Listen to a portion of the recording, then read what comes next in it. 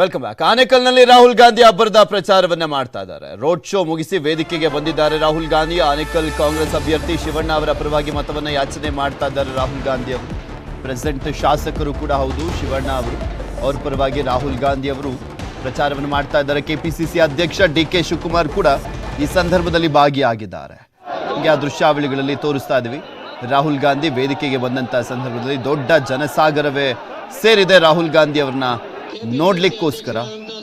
ಸಾಮಾನ್ಯರ ರೀತಿಯಲ್ಲೇ ರಾಹುಲ್ ಗಾಂಧಿ ಅವರು ನಮ್ಮ ರಾಜ್ಯದಲ್ಲಿ ನಡ್ಕೊಳ್ತಾ ಇರುವಂತ ರಾಹುಲ್ ಗಾಂಧಿ ಅವರು ಮಾತನಾಡ್ತಾ ಇದ್ದಾರೆ. ನಾನು ದ್ವೇಷವನ್ನ ಸೋಲಿಸ್ಲಿಕ್ಕೋಸ್ಕರ ಹೆಜ್ಜೆ ಹಾಕಿದ್ದೆ. ಹಿಂಸಾ ಕೋ ಖತಮ್ ಕರ್ನಾ ಚಾಹತೆ ಥೆ. ಹಿಂಸಾಚಾರವನ್ನ ಮುಗಿಸ್ಲಿಕ್ಕೋಸ್ಕರ ಕೊನೆಗಾಣಿಸ್ಲಿಕ್ಕೋಸ್ಕರ ಹೆಜ್ಜೆಯನ್ನು ಹಾಕಿದ್ದೆ.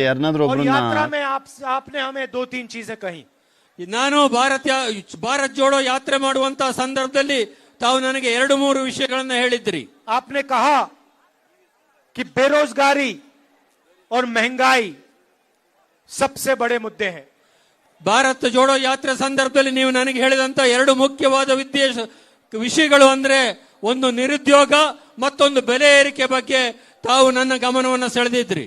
महिलाओं ने कहा 400 रुपए का सिलेंडर 1100 रुपए का हो गया. ಮಹಿಳೆಯರು ನನ್ನ ಗಮನಕ್ಕೆ ತಂದ್ರು 400 ರೂಪಾಯಿ ಇದ್ದಂತ ಗ್ಯಾಸ್ ಸಿಲಿಂಡರ್ 1150 ರೂಪಾಯಿ ಆಯ್ತು ಅಂತೇಳಿ. किसानों ने कहा कि पेट्रोल जो 60 रुपए का होता था 100 रुपए का हो गया. ರೈತರು ನನ್ನ ಗಮನಕ್ಕೆ ತಂದ್ರು ಏನು 60 ರೂಪಾಯಿನಲ್ಲಿ ಪೆಟ್ರೋಲ್ ಸಿಗ್ತಾ ಇತ್ತು ಅದು 100 ರೂಪಾಯಿ ದಾಟಿ ಹೋಗಿದೆ ಅನ್ನೋ ಮಾತನ್ನ ನನ್ನ ಗಮನಕ್ಕೆ ತಂದ್ರು. डीजल 56 रुपए का होता था 90 रुपए का हो गया.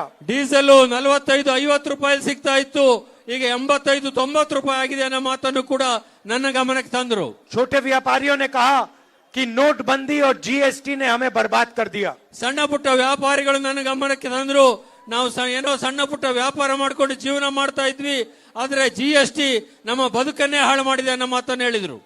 और आप सब के सब लोगों ने कहा कि कर्नाटक की सरकार 40% कमीशन चोरी की सरकार है. ನಮ್ಮಲ್ಲಿ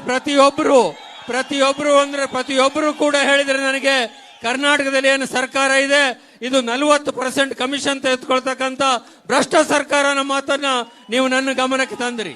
वर्ल्ड रिकॉर्ड तोड़ दिया है भ्रष्टाचार का. ಪ್ರಪಂಚದಲ್ಲಿರುವಂತ ಎಲ್ಲ ಭ್ರಷ್ಟಾಚಾರದ ದಾಖಲೆಗಳನ್ನ ಹಿಮ್ಮೆಟ್ಟಿರ್ತಕ್ಕಂತ ಸೋಲಿಸಿರ್ತಕ್ಕಂತ ಸರ್ಕಾರ ಇದು. कॉन्ट्रैक्टर एसोसिएशन ने प्रधानमंत्री को चिट्ठी लिखी कहा कि कर्नाटक में 40% भ्रष्टाचार सब चीज पे लिया जा रहा है. ಕಾಂಟ್ರಾಕ್ಟರ್ ಅಸೋಸಿಯೇಷನ್ ಅಧ್ಯಕ್ಷರಾದಂತಹ ಕೆಂಪಣ್ಣ ಅವರು ಪ್ರಧಾನಮಂತ್ರಿಗಳಿಗೆ ಒಂದು ಪತ್ರವನ್ನು ಕೊಟ್ಟು ಕರ್ನಾಟಕದಲ್ಲಿ ಏನ್ ಕೆಲಸ ಆಗ್ಬೇಕಾದ್ರೂ ಕೂಡ 40% ಕಮಿಷನ್ ಕೊಟ್ರೆ ಲಂಚ ಕೊಟ್ರೆ ಮಾತ್ರ ಕೆಲಸ ಆಗ್ತದೆ ಅನ್ನೋದನ್ನ ಪ್ರಧಾನಮಂತ್ರಿಗಳಿಗೆ ಪತ್ರದ ಮುಖಾಂತರ ತಿಳಿಸಿದ್ರು. जवाब तक नहीं दिया प्रधानमंत्री ने चिट्ठी. ಪ್ರಧಾನಮಂತ್ರಿಗಳು ಅದಕ್ಕೆ ಉತ್ತರ ಕೊಡುವಂತ ಒಂದು ಸೌಜನ್ಯವನ್ನು ಕೂಡ ತೋರಿಸಲಿಲ್ಲ. जहां भी देखो स्कैम के बाद scam. Police sub inspector scam, assistant professor scam, assistant engineer scam, cooperative bank scam. ಕರ್ನಾಟಕದಲ್ಲಿ ಎಲ್ಲೇ ನೋಡಿ ಯಾವುದೇ ಉದ್ಯೋಗವನ್ನು ಭರ್ತಿ ಮಾಡ್ತಕ್ಕಂಥದ್ದು ನೋಡಿ ಅದು ಸಬ್ ಇನ್ಸ್ಪೆಕ್ಟರ್ ತಕ್ಕಂಥದ್ದಿರ್ಬೋದು ಅಧ್ಯಾಪಕರನ್ನು ಭರ್ತಿ ಮಾಡ್ತಕ್ಕಂಥದ್ದಿರ್ಬೋದು ಬೇರೆ ಯಾವುದೇ ಹುದ್ದೆಯನ್ನು ಭರ್ತಿ ಮಾಡ್ತಕ್ಕಂಥದ್ದಿರ್ಬೋದು ಅದರಲ್ಲಿ ಬರೇ ಗೊಂದಲಗಳು ಭ್ರಷ್ಟಾಚಾರಗಳು ನಡೀತಾ ಇದ್ದಾವೆ ಹೊರತು ಬೇರೆ ಏನು ನಡೀತಾ ಇಲ್ಲ. ಮೈಸೂರು ಸ್ಯಾಂಡಲ್ ಸೋಪು ಇಡೀ ವಿಶ್ವ ಪ್ರಸಿದ್ಧಿಯಾಗಿರುವಂತದ್ದು ಅದರಲ್ಲೂ ಕೂಡ ಒಂದು ಸ್ಕ್ಯಾಮ್ ನಡೆಯುವಂತ ಸ್ಥಿತಿಗೆ ಬಂದು ನಿಂತಿದೆ. ಬೇಟಾ 8 ಕರೋಡ್ ರೂಪಾಯಿ ಕ್ಯಾಶ್ ಕೆ ಸಾಥ್ ಪಕಡಾ ಜಾತಾ ಹೈ. ಚನ್ನಗಿರಿಯ ಶಾಸಕರಾದಂತ ಮಾಡಾಳು ವೀರಪಕ್ಷಪ್ಪನ ಮಗ ಅವನ ಮನೆಯಲ್ಲಿ 8 ಕೋಟಿ ರೂಪಾಯಿ ಕ್ಯಾಶ್ ಸಿಗುವಂತ ಮಟ್ಟಿಗೆ ಅಲ್ಲಿ ಭ್ರಷ್ಟಾಚಾರ ನಡೆದಿತ್ತು. और बीजेपी का एमएलए कहता है कि सीएम की कुर्सी 2500 करोड़ में खरीदी जा सकती. ಬಿಜೆಪಿಯ ಒಬ್ರು ಹಿರಿಯ ನಾಯಕರು ಶಾಸಕರು ಹೇಳ್ತಾರೆ ಕರ್ನಾಟಕದಲ್ಲಿ ಮುಖ್ಯಮಂತ್ರಿ ಹುದ್ದೆಯನ್ನ ಪದವಿಯನ್ನ 2500 ಕೋಟಿ ರೂಪಾಯಿ ಕೊಟ್ಟು ಕೊಳ್ಳಿಕ್ಕೆ ಅವಕಾಶ ಇದೆ ಅನ್ನೋ ಮಾತನ್ನ ಬಿಜೆಪಿ ನಾಯಕರು ಶಾಸಕರು ಹೇಳ್ತಾರೆ. कर्नाटक में जो भ्रष्टाचार हुआ वो 6 साल के बच्चे को मालूम है.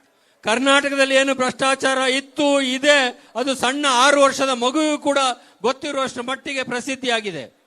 पिछले 3 साल से बीजेपी की सरकार है. ಕಳೆದ 3 ವರ್ಷದಿಂದ ರಾಜ್ಯದಲ್ಲಿ ಬಿಜೆಪಿ ಸರ್ಕಾರ ನಡೀತಾ ಇದೆ. प्रधानमंत्री को भी कर्नाटक के भ्रष्टाचार के बारे में मालूम होगा.